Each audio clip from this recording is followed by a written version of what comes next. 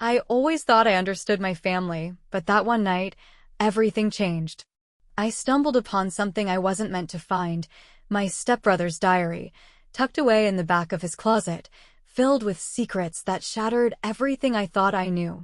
The words he had written about me left me speechless. What I discovered in those pages changed everything between us, and I knew things would never be the same again. I've always prided myself on having a close-knit family, or at least that's what I thought. My name is Olivia, and I'm 23 years old. My life had always been predictable, comfortable even. But looking back now, I realized that comfort had kept me blind to the storm quietly brewing just beneath the surface.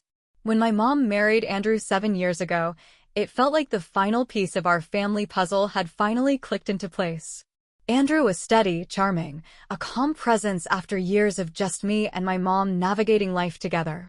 But with him came someone I wasn't prepared for, his son, Caleb, my new stepbrother. At first, Caleb was just there. We didn't talk much. Our lives ran parallel, rarely intersecting. I was 16, caught up in high school drama and my college dreams, while Caleb, at 19, was focused on his part-time job and figuring out adulthood. He was polite, always kind, but distant. I didn't mind. To me, he was just another face in the house.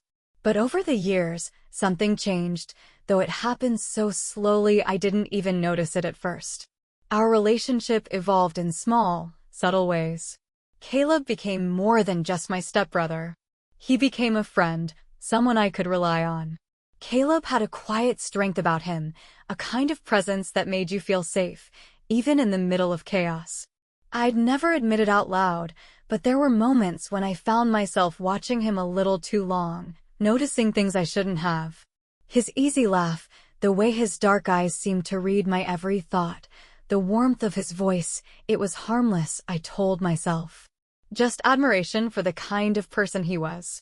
But then there were the small, unexplainable things like the way he'd look at me sometimes, his gaze lingering just a moment too long. Or the way my heart would race when we were alone together. I brushed it off, convincing myself it was all in my head. After all, Caleb was family. Families are supposed to be simple, black and white. But what I was beginning to feel for him wasn't simple at all. It was a tangled mess of confusion, guilt, and a spark I wasn't ready to face. It all started with small, fleeting moments, things I tried to brush off as coincidences. Caleb would glance at me across the room, his eyes lingering just a little too long before quickly looking away. I'd catch him standing a little too close, or his hand would brush mine in a way that sent an electric jolt through me. At first, I thought I was imagining it, but the more it happened, the harder it became to ignore. The first time I really started to question things was last spring, during a family movie night. Caleb and I were seated on the couch, and when the lights dimmed, I felt his knee brush against mine. It could have been an accident, but he didn't move, and neither did I. For the rest of the movie, I sat there, heart pounding, unable to focus on the screen. The tension was thick, suffocating even, and yet I couldn't bring myself to move away. Then came the late-night encounters. Caleb had always been a night owl, and it wasn't uncommon for him to be up, wandering the house long after everyone else had gone to bed. One night, I went to grab a glass of water, and there he was, standing by the open fridge. He turned when he heard me, and our eyes locked. In the dim light of the kitchen, neither of us spoke. The air between us felt heavy, charged, as if the whole room was holding its breath. "You couldn't sleep either?" I asked, my voice barely above a whisper. He smiled faintly, closing the fridge. "Yeah, too much on my mind, I guess." I should have walked away then, but I stayed, leaning against the counter as we talked about everything and nothing. It seemed innocent enough, but there was an unspoken undercurrent to the conversation, something neither of us dared acknowledge. When Caleb finally said good night, his fingers brushed mine for just a second. It was a small, fleeting touch, but it sent a shiver down my spine that kept me awake for hours. As the weeks went by, I began noticing more things. Caleb would get quiet whenever someone else mentioned me, whether it was a casual comment about my job or a story from my childhood. His gaze would change, too, looking at me in ways that made my stomach flip. There was something in his eyes I couldn't quite place. Then came the moment with the diary. I'd always kept a journal, a place to spill my thoughts when they became too overwhelming. One afternoon, I accidentally left it out on the coffee table, not realizing Caleb was home. When I walked into the living room and saw him holding it, my heart stopped. "You write a lot," he said, flipping through the pages. His tone was casual, but his eyes told a different story. I quickly snatched the diary from his hands, my face flushing. "That's private." "I didn't read much," he said, holding up his hands in mock surrender. But there was a glint in his eyes, a faint smirk on his lips that made my pulse race. Had he seen the parts about him? The moments I'd poured my feelings into late at night, admitting things I couldn't even admit to myself? That was when I realized Caleb knew. He could see right through the facade I'd so carefully maintained. Worse yet, I couldn't tell if he was amused by it or if he felt the same way. The more I tried to suppress my feelings, the more they seemed to rise to the surface, threatening to spill over. Every glance, every accidental touch, every stolen moment with Caleb felt like a tiny thread unraveling the fabric of my life. I didn't know how much longer I could hold it together. I stood there, frozen, my breath caught in my chest as Caleb's hand hovered near my cheek. His presence was so close, yet there was a distance between us that seemed impossible to cross. "This doesn't feel right," I whispered, my voice barely above a breath. "I know," Caleb replied, his voice low and filled with emotion. "But it feels different. It feels like we can't just pretend this doesn't exist." I looked up at him, and in that moment, everything around us seemed to blur, the house, the expectations, everything. The only thing I could focus on was Caleb, standing there, looking at me with such intensity that it made my heart race. Before I could stop myself, I moved closer. The space between us closed, and I felt his presence all around me. It wasn't like before, when things were simple, predictable. No, this was different. It felt new, but terrifying, as if we were both standing on the edge of something that could change everything. Caleb took a step back, his expression now unsure. "Maybe we should slow down," he murmured, almost to himself, but I could see the conflict in his eyes. It mirrored the storm inside me. I nodded, though I didn't know if I was agreeing with him or if I was just trying to convince myself that I had control.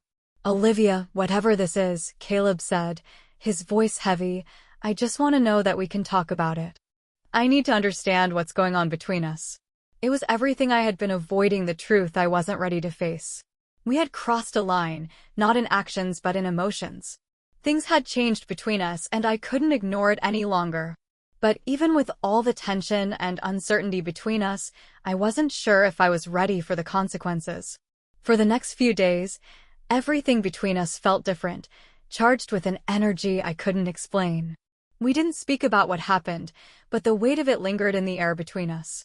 Every glance, every brief encounter felt loaded with unspoken words, like we were both silently acknowledging something neither of us was willing to admit. I told myself it couldn't happen again, that we had to stay away from the line we had almost crossed. But deep down, I knew we had already taken a step that couldn't be undone. One evening, when our parents were out, the house felt unusually quiet. I had planned to stay in my room, to keep my distance, but then there was a knock at the door.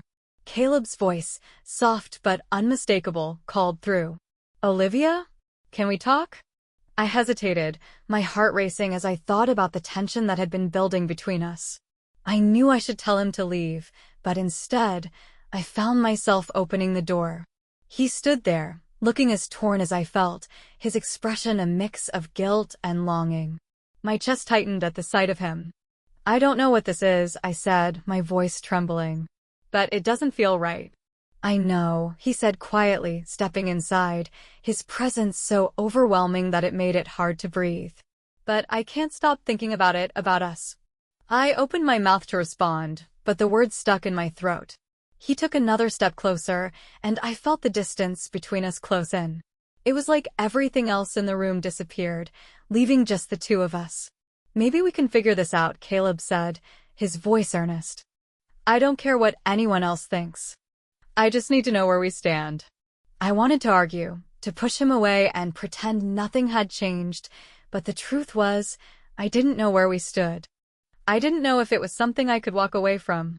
The days that followed were a blur of forced normalcy as we avoided speaking about what had happened. Every time Caleb looked at me, every time our hands brushed accidentally, it was like a spark was ignited, one I couldn't ignore, even if I wanted to. Then came the moment everything came to a head. I came home one afternoon to find the house empty except for Caleb. He was sitting in the living room, and the moment I saw his expression, I knew something was wrong.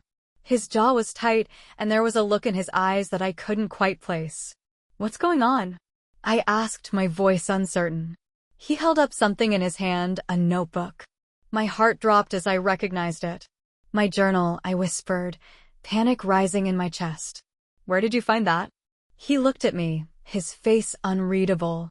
"Why was this here?" His voice was soft, but there was something in it that made me freeze. "I don't know," I said quickly, moving toward him, but he held it out of my reach. "Olivia," Caleb said, his tone changing to one of quiet concern. "I read it." I didn't mean to, but I saw it.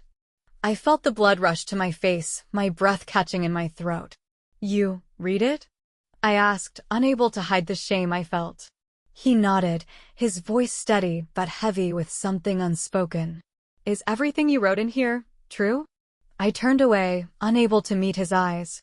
"Yes," I whispered, feeling a tightness in my chest. There was a long silence before Caleb stepped closer, his expression softening. "Why didn't you tell me?"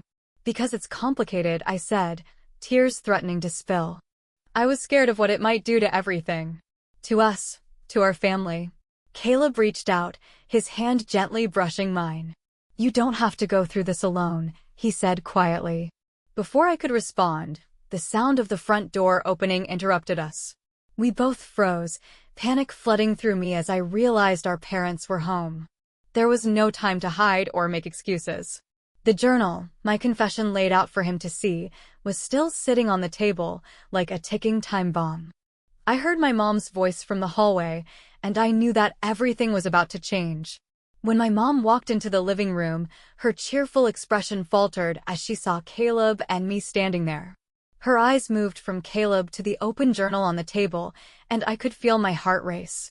"What's going on here?" she asked, her voice sharp with confusion. I opened my mouth to speak, but nothing came out. Caleb stepped forward, his posture stiff, his voice quick. "It's not what it looks like," he said, but the words sounded forced even to me. My mom's gaze narrowed as she picked up the journal and flipped through the pages. I wanted to grab it back, to hide it, but I was frozen in place. When she reached one of the entries, her face drained of color, and her hands trembled as she looked up at me. "Olivia, what is this?" she asked, her voice breaking.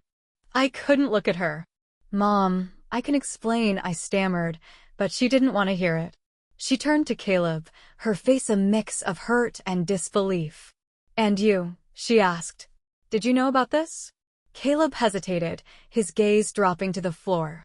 "I found out recently," he admitted softly, "but it's not what you think. Nothing's happened." His words felt like a slap. While technically true, they didn't erase the charged moments we'd shared, the tension, the unspoken feelings, the confusion that had lingered between us. My mom's face crumpled, and she sank onto the couch, her head in her hands. "I trusted you," she whispered. "I thought we were a family." Her words cut deeper than I expected, and the weight of what we'd done, the hurt we'd caused, finally hit me. I sank to my knees in front of her, my hands clutching hers. "I'm sorry," I choked out, tears spilling freely now. "I never wanted this to happen. I never wanted to hurt you." But my apologies felt hollow. The damage was already done. My mom pulled away, standing abruptly. "I can't deal with this right now," she said, her voice trembling with a mix of anger and heartbreak. "I need some time to think." She stormed out of the room, leaving Caleb and me standing there in a deafening silence. I looked over at him, my vision blurred with tears. "What do we do now?" I whispered. He shook his head, his expression as broken as I felt. "I don't know." The fallout was swift and brutal. My mom barely spoke to me for days. Her disappointment hung heavily in the air. My stepdad, Andrew, was quieter than usual. His presence felt more like a shadow than a comfort. Caleb stayed away. I wanted to talk to him, to make sense of everything, but he avoided me as if I were a stranger. Every time I saw him, it felt like he was shrinking, the light in his eyes dimming. It was as if we were both drowning, pulled under by the weight of what we had done. The hardest part was the silence. The unspoken tension in the house was suffocating. Every glance and pause felt loaded with meaning. My mom avoided being alone with me, and when she did speak, her words were clipped and cold. It felt like I had become a stranger in my own home. One evening, Caleb and I found ourselves alone in the kitchen. I was making tea, my hands shaking as I poured the water, when he walked in. For a moment, we just stood there, the tension between us almost unbearable. "I'm sorry," he said finally, his voice low and strained. "For all of this." I turned to him, my throat tightening. "It's not just your fault," I said softly. "We both let it happen." He nodded, his jaw clenched. I think I should leave. For real, this time." The words hit me like a punch to the gut. "Leave?" I echoed, my voice trembling. "You can't just leave." "I have to," he said. His eyes were filled with regret. "Staying here will only make things worse for everyone." Tears welled in my eyes, but I knew he was right. As much as I hated the thought of him leaving, I couldn't deny that his presence was making everything more complicated. If we were ever going to repair the damage we'd caused, we needed distance. Caleb moved out the following week. Watching him pack his things was one of the hardest things I'd ever done. Every box he carried out of the house felt like another piece of my heart being ripped away. I wanted to beg him to stay, to tell him we could figure it out together, but I knew it was pointless. Our parents tried to move on, but the cracks in our family were obvious. My mom's trust in me was shattered, and no matter how much I apologized, I couldn't undo what had happened. I spent my days walking on eggshells, trying to make amends, but it was clear that things would never be the same. As for Caleb, he kept his distance. We exchanged a few texts at first, short, polite messages that felt more like something between strangers than the people we used to be. But eventually, even that faded, and he became nothing more than a ghost of the life we'd once shared. The weeks turned into months, and slowly, the tension in the house began to ease. My mom started talking to me again, though her words were careful and guarded. Andrew tried to keep the peace, but his strained smiles betrayed the hurt he was still carrying. We were piecing ourselves back together, but the scars would always remain. The weeks after Caleb left felt like walking through a storm that had already passed. The damage was visible everywhere, but the chaos and winds were gone. The silence in the house was heavy, and though life moved on, the weight of what had happened lingered in every corner. I threw myself into my work, trying to forget, trying to rebuild the fractured pieces of my life. My mom eventually softened, but things between us were never the same. She tried to be supportive in her way, but there was a guardedness in her that hadn't been there before. It was as though she no longer knew how to see me as her daughter, as if I had become someone else entirely. I understood. I couldn't blame her. One evening, as we sat together in the living room, she finally broke the silence that had hung between us for months. "Olivia," she began, her voice quiet but steady.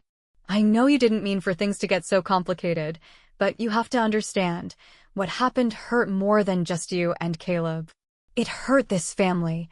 "I know," I said softly, tears stinging my eyes. "I regret it every day." She sighed, her expression a mix of sadness and resolve. "I hope you've learned something from all this. Sometimes love isn't enough to make something right. Sometimes the best thing we can do is let go." Her words stayed with me long after that conversation. Letting go of Caleb, of the guilt, of the life I thought I wanted, became the hardest lesson I've ever had to learn. Months later, I found myself standing outside Caleb's new apartment. I hadn't planned to visit him, but something inside me needed closure. I knocked, my heart pounding, and when he opened the door, the sight of him took my breath away.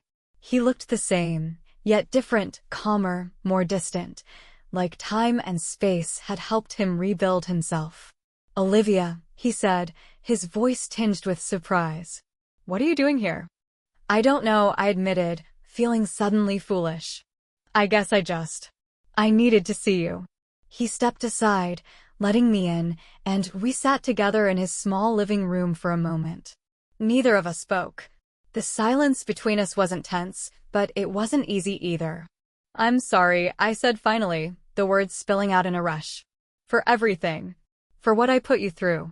For what we did to our family. Caleb nodded, his gaze steady. I'm sorry too. I should have let things get as far as they did. We talked for hours that night, laying everything bare, the confusion, the guilt, the love that had burned so brightly but couldn't survive in the light of day. By the time I left, I felt lighter, as though a weight I'd been carrying for so long had finally been lifted. I'll always care about you, Olivia, Caleb said as I stood in the doorway, but we have to let this go for good. I nodded, tears streaming down my face, and hugged him one last time. It wasn't a goodbye, it was a release. In the years that followed, I worked hard to rebuild my relationship with my mom and Andrew.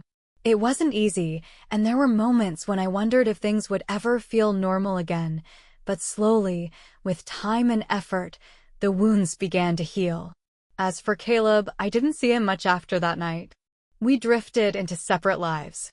The memories of what we'd shared faded into the background. I missed him sometimes, in quiet moments when the world felt too big and too empty, but I knew it was for the best. Some loves aren't meant to be, no matter how powerful they feel. Looking back, I've come to understand the lessons buried in the pain. Love can be messy, complicated, and destructive when it crosses boundaries that shouldn't be crossed. It taught me the value of self-control, of putting the well-being of others above my own desires. Most of all, it taught me that sometimes the hardest thing to do is the right thing. I don't know if Caleb feels the same, but I hope he's found peace.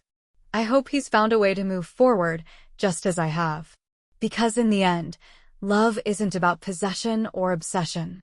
It's about knowing when to let go.